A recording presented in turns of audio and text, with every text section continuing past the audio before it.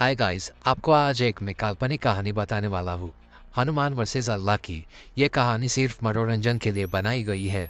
तो चलिए शुरू करते हैं। तो एक दिन सारे भगवान आपस में बात कर रहे थे और फिर बीच में अल्लाह आते हैं और कहते हैं, तुम में से किसी में भी मुझे हराने की ताकत नहीं है।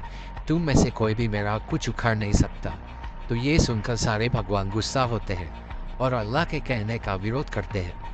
अल्लाह कहते हैं, अगर तुम्हें मेरी बात पर भरोसा नहीं है तो भेजो किसी को जो मेरा मुकाबला कर सके। सारे भगवान आपस में तय करना शुरू करते हैं, कौन लड़ेगा अल्लाह के साथ, कौन है इतना शक्तिशाली जो अल्लाह का मुकाबला कर सके।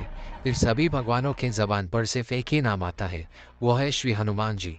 सारे भगवान हनुमान को मनाने लगते हैं और कहते हैं कि तुम्हें अल्लाह के साथ मुकाबला करना ही होगा।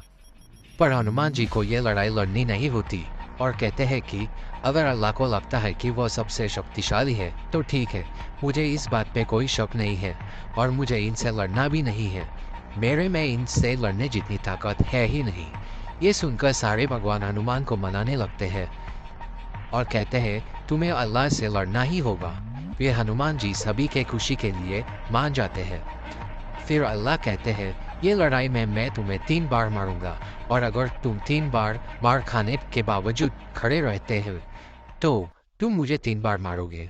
हनुमान अल्लाह से विनती करते हैं और कहते हैं, हमें ये नहीं करना चाहिए। मैं मान गया कि आप सबसे शक्तिशाली है। पर अल्लाह मानते नहीं और कहते हैं, अब तुमने लड़ाई के लिए हाँ कर दी है, अब तुम मुकर नहीं सकते। फिर हनुमान मान जाते हैं और कहते हैं, ठीक है, जैसे आपको सही लगे। फिर लड़ाई शुरू होती है।